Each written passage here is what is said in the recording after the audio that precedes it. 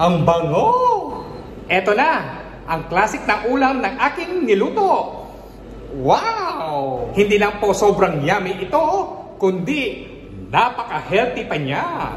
Paano ko ba ito niluto? Aba, panoorin natin ang buong video. Na-miss ko talaga itong ulam na ito, kaya ito ang aking niluto ko para sa aking panangalian. Our ulam for today. Alam na this.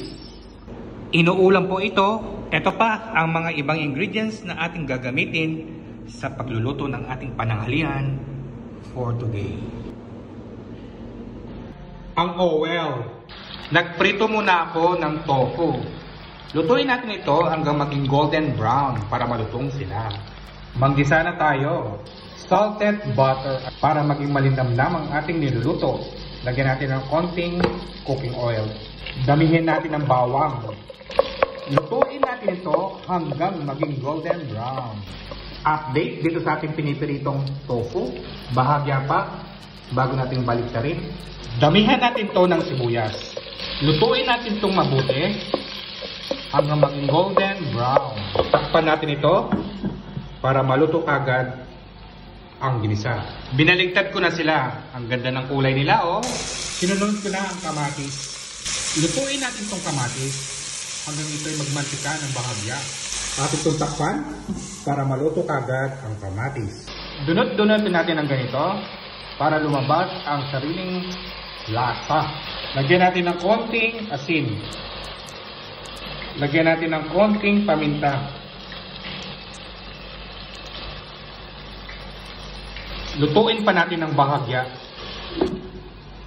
Malapit na silang maluto. At pagkatapos ay i-rest ko muna sila bago natin i-cut ng cubes. At pagkatapos, lagyan natin ito ng garlic oyster sauce. Lutuin ang oyster sauce hanggang sa magmantika ito ng bahagya. Luto na sila at i-rest muna natin bago natin i-cut ng cubes. Lagyan natin ito ng konting sabaw. Tinikman ko na ito, ayos naman ang kanyang lasa. Nakahina ang aking apoy. Ilagay na natin itong ampalaya. Huwag natin itong halu-haluin, ha? Para hindi ho pumait. Lutuin natin ito for about 2 to 3 minutes. At lalakasan ko na yung apoy. Kapag nakita mong umuusok ng ganyan, hudyat ito na luto na ang ating gulay. Atin itong halu-haluin.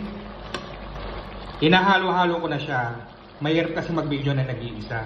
Luto na ang ating ulam. Ilalagay ko na lang yung tofu. Na-cut ko na ang mga tofu. Ilalagay ko na siya dito. Halu-haluan natin siya. Ayan, nahalo ko na. Luto na ang ating ulam. At ready na po itong i-serve. Oh, di ba?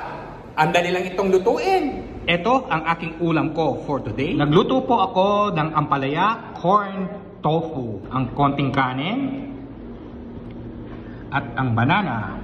Si Nikki nagbigay siya ng ulam sa akin. Ayan ho, na-surprise na naman ako. Kaya ito po ang aking pananghalian ko for today. Oh, ano pa ang iyong ginagawa? Tara na! At excited na akong kainin at tikman ang aking niluto. Sana nasiyan po kayo sa ginawa kong vlog. Thank you for watching. Like and share. Follow me more. And see ya! Ingat po kayo parati at enjoy lang.